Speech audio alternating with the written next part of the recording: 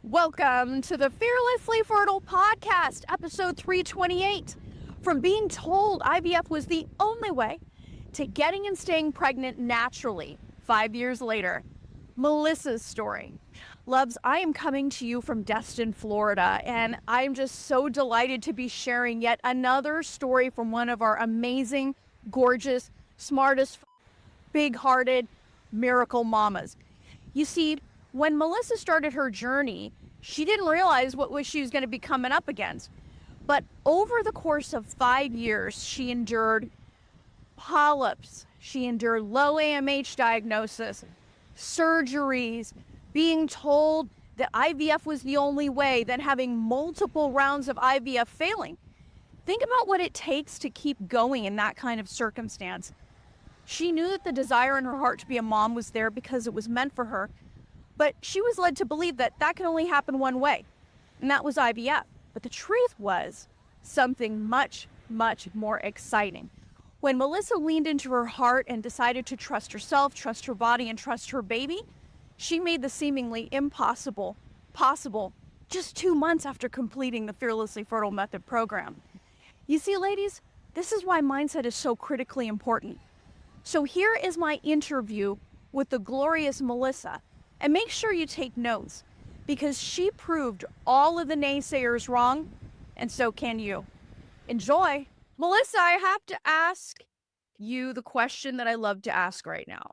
Yes. That is, can you believe we're having this conversation? I cannot. And I can. I mean, I know every woman that joins the podcast say this as well.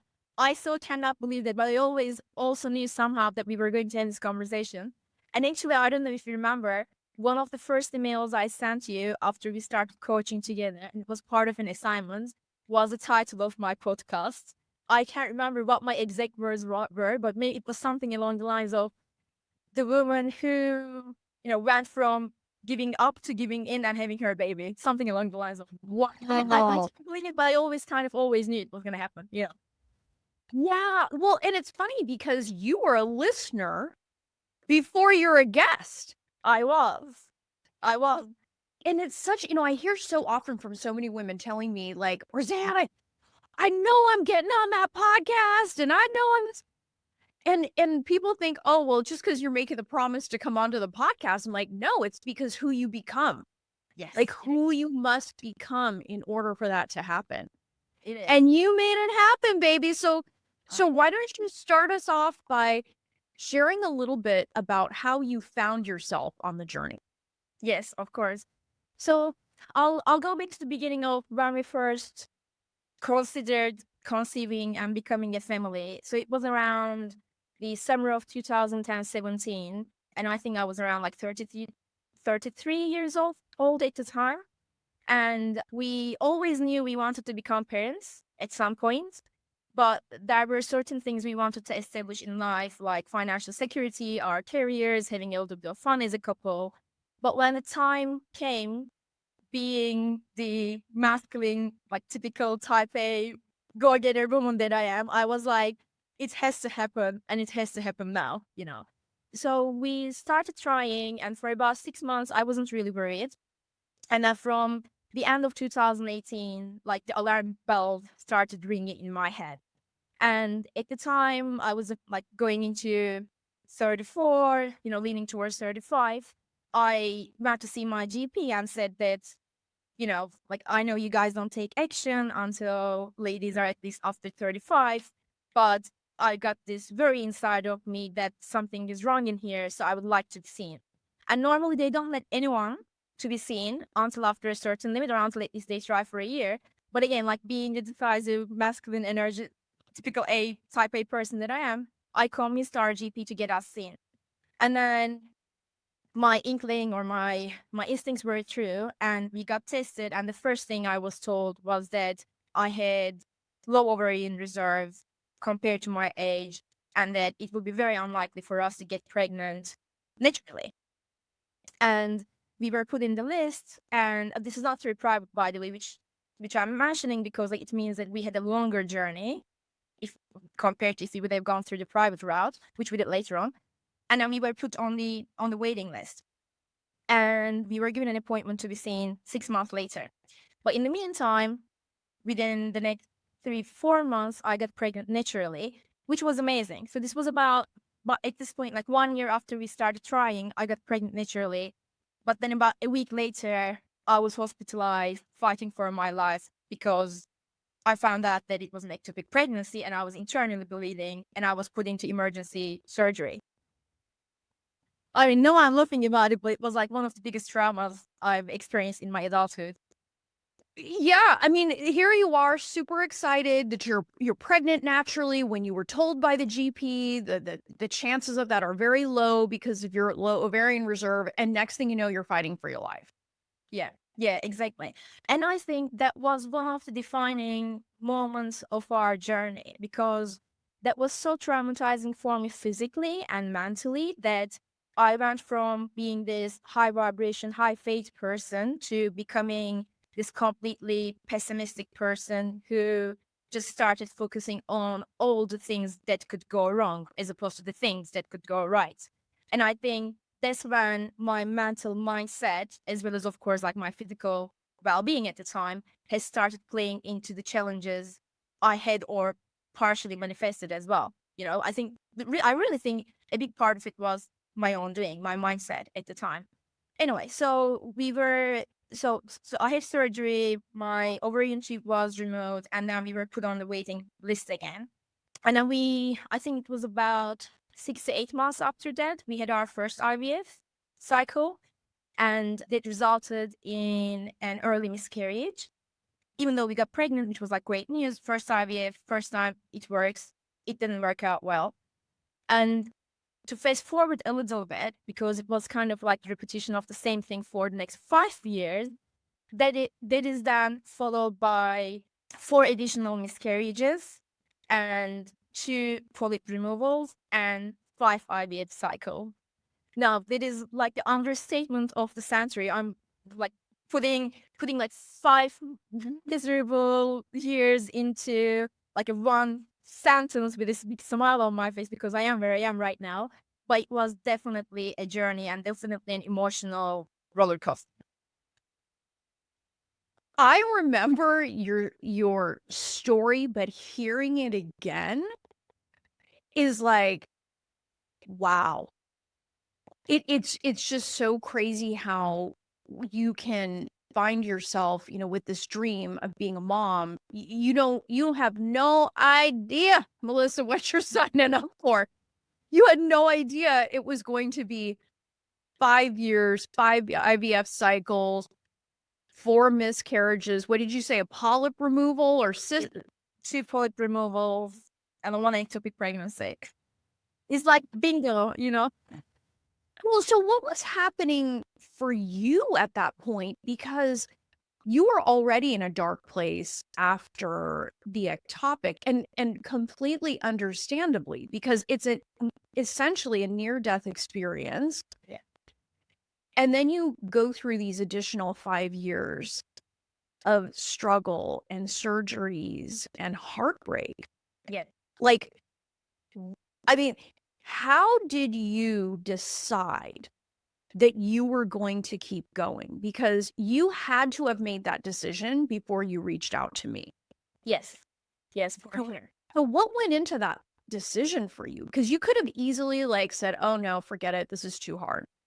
Yeah, absolutely. It's a few things really to unpack this. So first of all, it's the person that I am. I'm essentially a fighter, a survivor. Just giving up is not an option for me. It's who I am. It's who I've always been. Secondly, something that you often say to your mentees as well, the desire in your heart to be a mom is there because it's meant for you. I felt it in my bones. This was meant for me. And I actually remember having a conversation with a close friend of mine who was telling me when I was pregnant eventually, with my now, spoiler, baby, he said, what does it feel like to be a mom? Are you excited about how are you feeling about? I'm like, nothing really, because I've always been a mom in my heart. I just didn't have my baby. And now I have my baby. So it's not a new feeling for me. And that's the gist of it. That kept me going. I knew my baby was waiting there for me, even in the darkest days. And I'll elaborate on it a little bit in a second. I just knew it was there, and I had to keep fighting for it. I couldn't let her down. No, now that I know it's her, I couldn't let her down. And the third thing is, and I think this is the bit that's complicated things, motherhood or parenthood is absolutely amazing and magical, no matter in which form it comes to you. And I'm supportive of all the forms that it comes to you as well.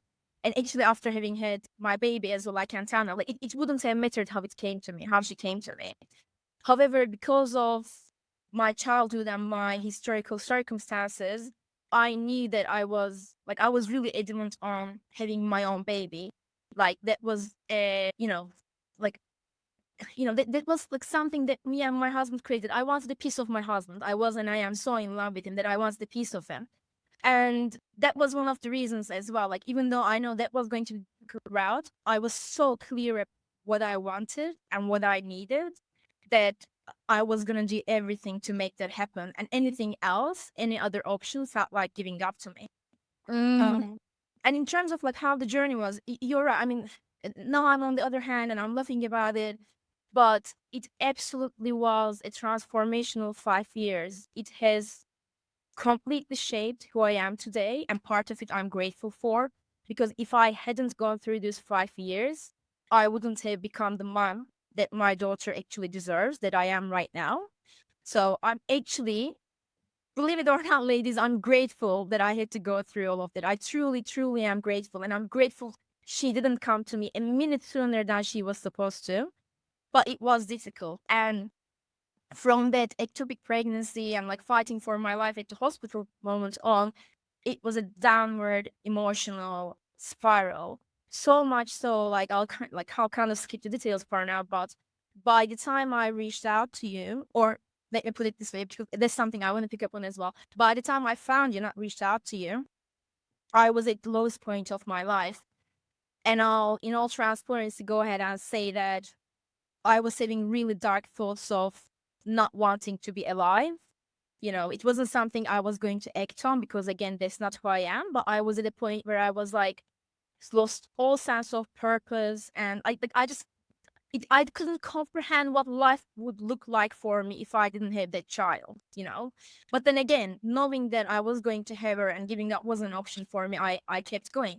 And then it's my lowest low, of course, Gus, did its magic and brought you to me. Like on Facebook one day, I saw an advertisement from this like pink-haired lady, all bubbly and high vibration and everything. And I just immediately stopped scrolling.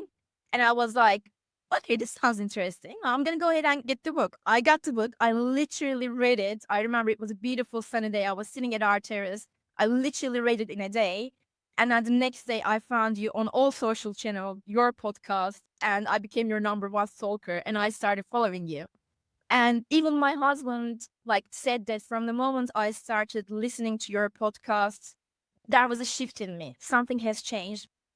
And I continued to self-serve until I was able to be brave enough to be honest with myself to say, this is not working, I need help. I've done everything I can in my power being the strong-willed woman that I am. But this is where I need to get real and reach out and get the help I need. Because I think the biggest mistake I made, if I would call it that, is getting into the mindset of, okay, this will happen one day. Because I always knew it was going to happen. But I was, okay, it will just happen when it's happen, when it needs to happen. But then I kind of had a shift in me that was like a wake-up call to say, do I really want this to happen? Then let's just do something about this. Let's get real about this. And then I reached out to you. And then I remember having that introductory phone call with you. And of course, you're as always very intuitive and very smart. And you saw right through me. And I remember really well, even on the phone call, you were sensing the hesitation in my voice. And you were like, Melisa, let me ask you this. Do you really want to do this?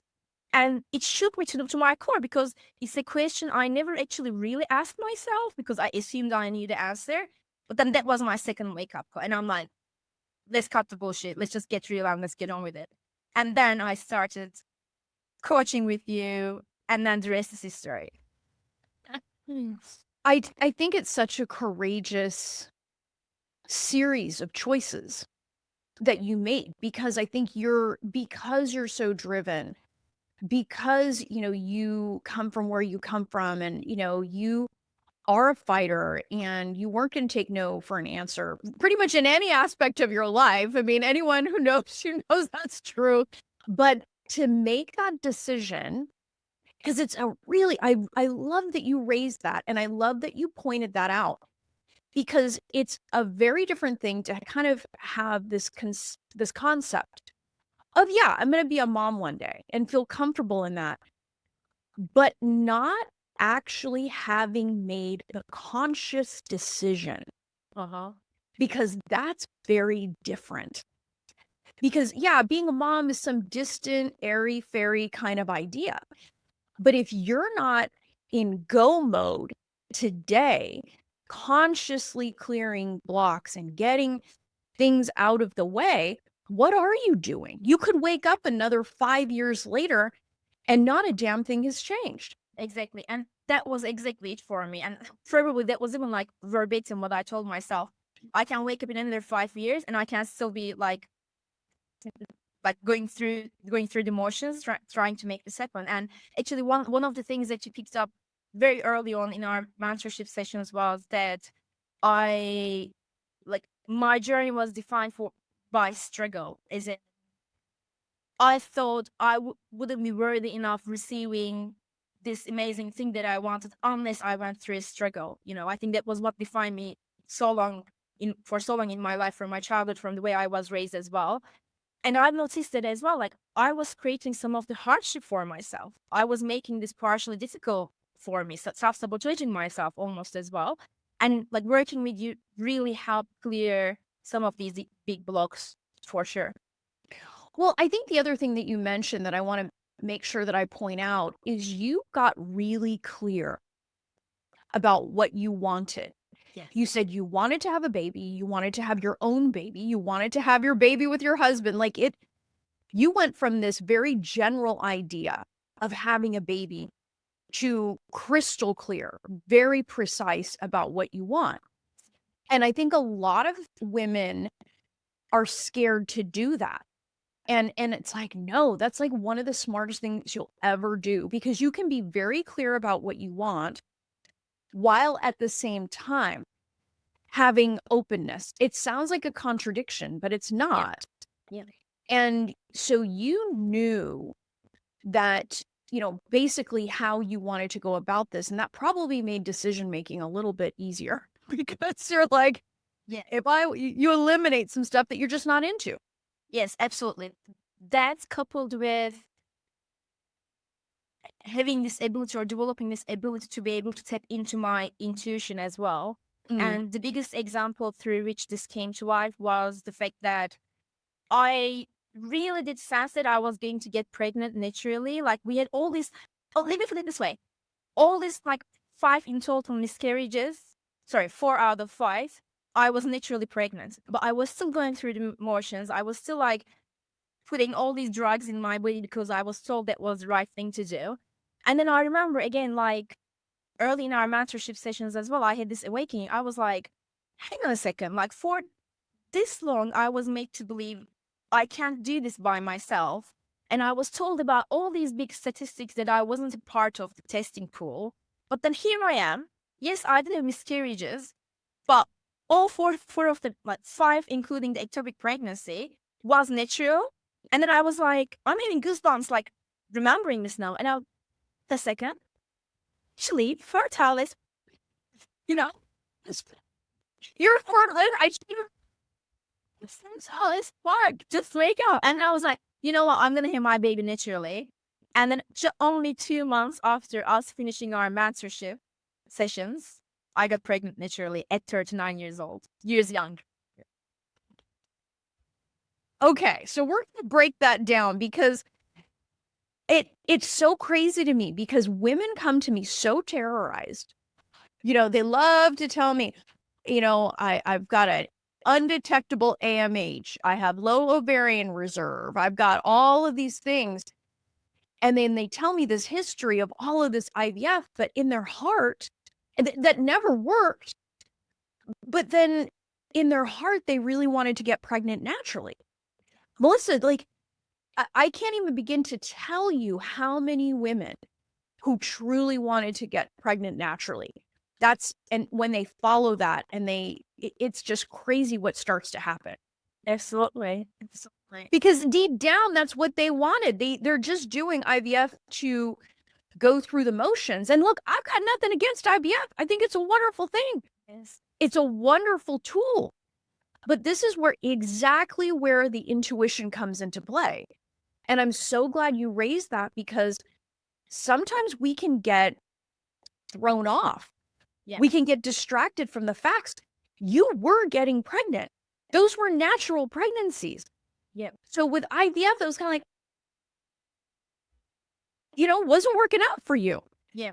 Yes. So why would you continue doing that and pumping your body full of drugs if your body was like not responding or not giving you the result that you wanted? Yeah, exactly. And again, like I was even so I was having these drugs, and those who have been who have been through IVF would know as well. You then go and you get monitored, blood test done, and they check your follicles, how much they are growing, and every follicle check is like a heart attack. They are like, oh no, sorry, not that many grew this time. You have only like X many or whatever. And then like something just kept, again, it's this intuition thing telling me like this is not working for me. This is not like, I don't think it's that my body can't do this, but it's just that my body isn't designed to respond to this.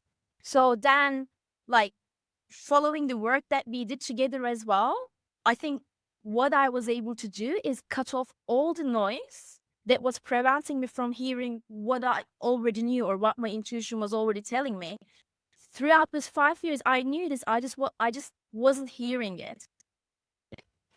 And think about the courage it takes to be able to walk away from all of that craziness and trust yourself.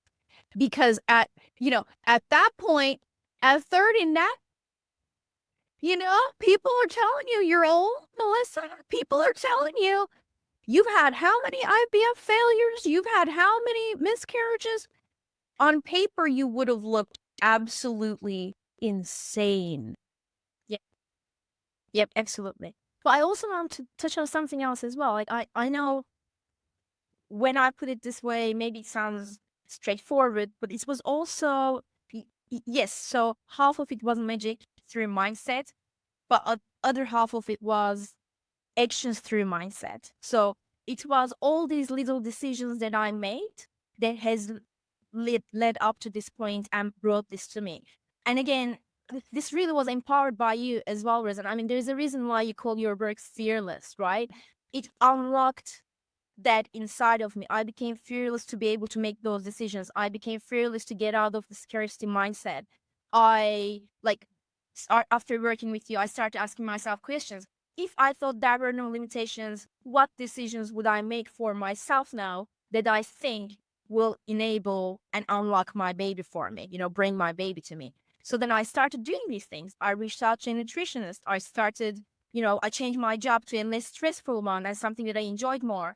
I started, taking like more vitamins. I started working with you. I started investing in my growth. I started going to bed early. So all the things that I took for granted or thought wouldn't make a difference, all these little things have added up. And, something that you always say as well, when you change your mindset, you change your beliefs, you change your actions, and then you change your results. And that's exactly what has happened. Well, I mean, I think all of that is just demonstrative of how you got out of struggle. Like you just stopped struggling. Yep, that's true.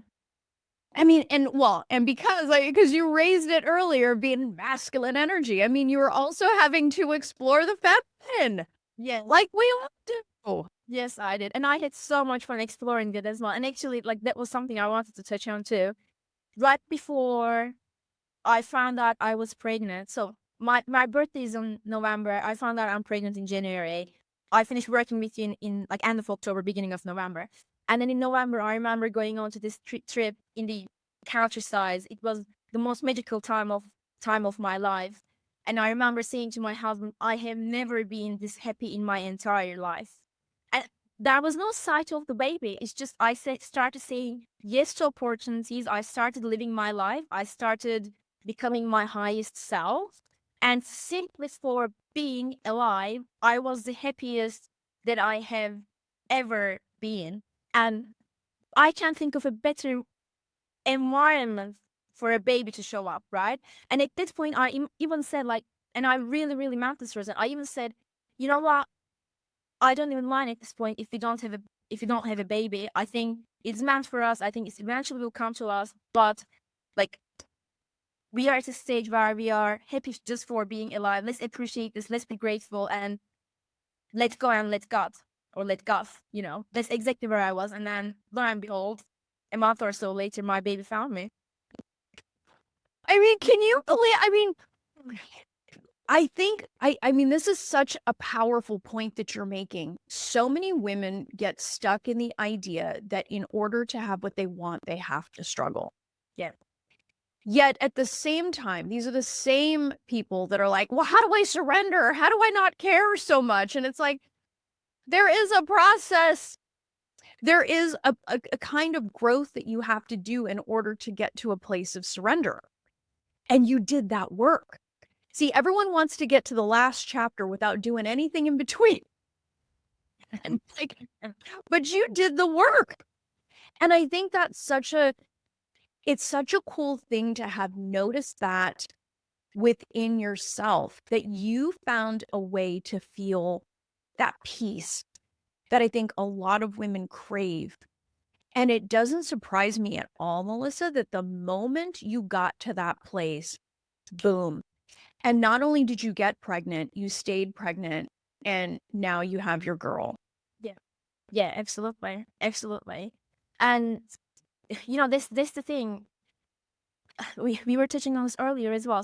So I got pregnant, I stayed pregnant. I read your like pregnancy book as well. I remember when you, I think we, again, literally, I found out I'm pregnant. I inhaled your book and I was like saving my affirmations on the way to scans and everything. And honestly, I had the absolute best pregnancy in the world. I'm so blessed. And then I had the absolute best birth in the world as well. And throughout the pregnancy, leading up to the birth of my baby, and even after that as well, has there been challenging circumstances? Of course there has. But all the work I have done with you and the woman I became has equipped me with the right tools to be able to navigate through these circumstances or challenges as well.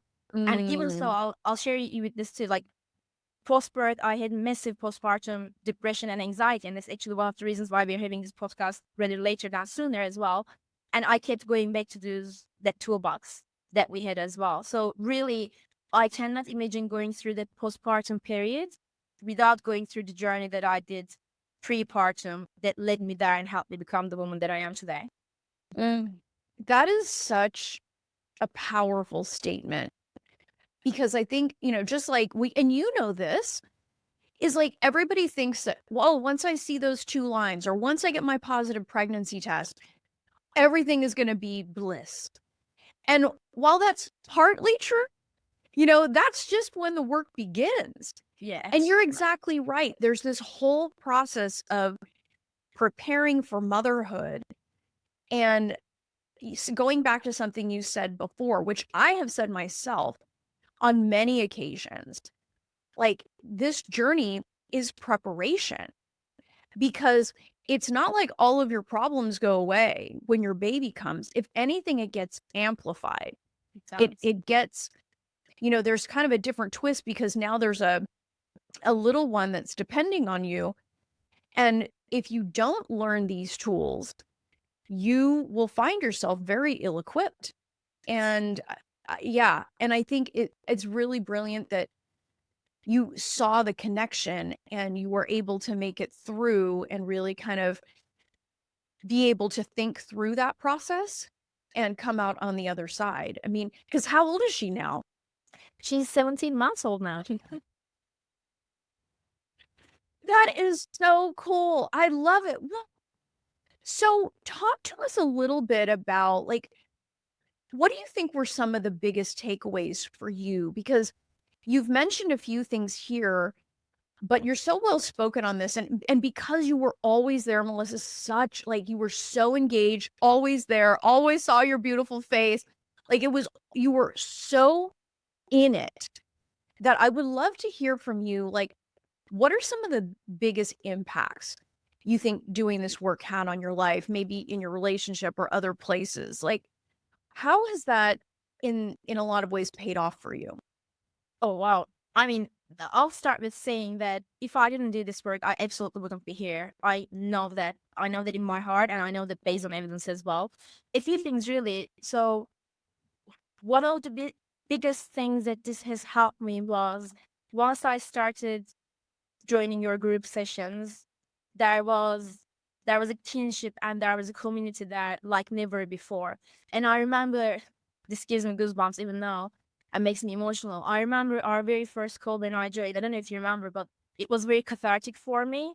I just completely broke down, and I was like sobbing, like I couldn't even catch my breath. And it was because the very first time in 5 years I felt heard and understood and not lonely, because that's one of the biggest things with this journey. It's such an isolating experience, and especially for myself as well. I mean, like I withdrew in myself a lot. I let go of a lot of friendships. I removed myself away from situations because there is a lot of resentment and challenges and pain that grows as well. You know, you're seeing like all these women getting pregnant right, left, and center, like naturally without even thinking or worried about it. And like you're questioning a lot of things. And you do need room to hear as well. So it is an isolating experience, but also it's a misunderstood experience as well. So to be understood, to be at a safe place where I could just voice everything that I was going through and get support and, you know, support on, was very, very healing for me. So that was the biggest thing. And I actually go as far as to say, I think if I did it all over again, like I would again do it in a group setting, because it's not only about like getting the mentorship from you, but also getting the, like even inadvertently, so the validation from the other woman, like seeing other stories as and hearing from them as well. And everyone is a different thing that they bring to the table. So you're really getting like 10 with the price of one in their phase of life. Well, and it's a very productive thing because you're with other lovely type A, you know, a very accomplished women who are there for solutions, because you can Yeah. certainly go online to some crazy message board that's not moderated Yeah. and go and, you know, drift off into misery with, you know, baby dust 1, 2, 3, 4, 5 telling you it's never going to happen, right? This anonymous sort of bizarre, I don't know, crazy stuff that women sometimes find themselves at 3 in the morning, Yeah. right? Yeah. Exactly. It's, yeah. And what else?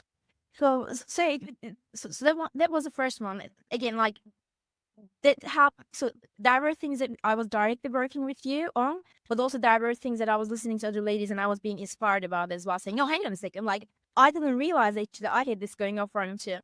The second one is, or maybe I'll say second and third one are two things that you again picked up on really early in our work as well. One of them is like my self-worth and self-love challenges. And then the second one is, again, I guess like related to that, me not being open to receiving and me seeing that like everything has to be a struggle as well. And we did a lot of work on that. And I'll tell you that there's something that I think I will always work on because it was so ingrained on me. But something that I realized since I become a mom is a manifestation of all the work we have done, which is I feel so empowered in all the decisions that I'm making about my baby now. I have this confidence that I didn't have before. So again, ladies, it's not just about seeing these two lines. It's about everything you build for yourself that will equip you, set you up for success for the rest of your life. And then I would say like the final one, again, these are like broad concepts, but really it's just so kind of always put it, and I so often tell myself as well, learning to just make the fucking decision. Honestly, even like last week, I was like struggling with a personal issue, and I was like, WWRD, what would Roseanne do? She would tell him to just make the fucking decision, stop making excuses, just make the decision, just get on with it. And that was that. Because again, like I kind of alluded to this earlier, but it's not just this like one big magical pill that you swallow and it fixes everything. It's all the little decisions you make along the way that empowers yourself and like unlocks your blockers. And that was like fourth, I guess, biggest thing that I took away. I think that is not only freaking hilarious, I think it is also very true. It's also one of the reasons why I fucking love you is you're embodying that decisiveness that anyone who is serious about achieving a goal must have. I think for you, it's the double D. It's the discipline and the decisiveness. Because, and there's a reason, like some women complain, oh, I want to be able to think about this. Think about what? Yeah. Think about what? It's like you just told me you want to have a baby, but you need to think about whether or not you want to equip yourself with these things. Like what? Like none of it makes any sense. But I think as women, we are so conditioned to distrust ourselves and distrust our own sense of self-worth. Yep. That when we're, when it comes to decision making, we can do it like this at work. But when it comes to us and what we want, we can struggle. And you exactly hit the nail on the head. Just make the fucking decision. Yep. Yeah. Like stop overthinking. Excellent. And you know what? Like one of the things I remember you called me out about was when I feel so there's a circumstance that I'm going through, a challenge, right? And I feel the resistance, that I know I'm on the right path. Because when you're most struggling, when you feel the resistance the most, is when, all your saboteurs are fighting their hardest to reroute you from the right path. And then I'm like, okay, it's time to make the decision. Let's just like, not bullshit. Let's get real about this. Yeah, no. And I'm telling you, like, sometimes, like, I have yet to meet a woman who made the conscious decision that you and I are talking about. Okay. That's very different than a preference, right? A preference is, oh, I'll take vanilla over chocolate. No, it's like, I'm doing this. Like the way that switch was flipped within you. I have yet to meet a woman who hadn't made the freaking decision that she was going to be a mom that didn't find a way to do so. Yeah. Not one. People ask me also like, well, what about women who don't end up with babies on this journey? It's like, they gave up. Yeah. They gave up. Yeah. Like there's no fairy story to tell about that. They just gave up. Yeah. And they made that decision. That's a decision too. Yeah. Right. So the point that you're making right now is such an important one. It is the cumulative little decisions that you make that all add up to where you end up. Like, and that was the other thing about you too that I absolutely love is you are a person that took 100% responsibility for where you end up here. Like once we called out the dumb shit that you found yourself. Yeah. Like it was like, yeah, It was. yeah. Well, but we all do it though. We all do it. But very few people have the courage to be able to say, yeah, no, I'm totally acting like a victim. And I want to do something different because victimhood equals quitting. You will end up quitting. But that's not what you did. You did the exact opposite. You got pregnant the way that you wanted to. And now you have your baby girl. So I have to ask, like, and you've said it in a couple different ways, but is it what you thought it would be? Oh my God. It's much more than that in every possible way. And I don't think I'm articulate like enough to express like how magical it is. I'll keep it real as always though. It's two things. One, it's the hardest thing that I've ever done in my entire life. And I'm telling you, sometimes even harder than we don't use the I word, so I'll use the F word, fertility shit that we've gone through. But also B is much more magical and satisfying and rewarding than I thought like it would ever be. And again, like I hit this this strong desire to become a mom. I knew it was meant for me, and I fought so hard for it. We did, me and my husband did.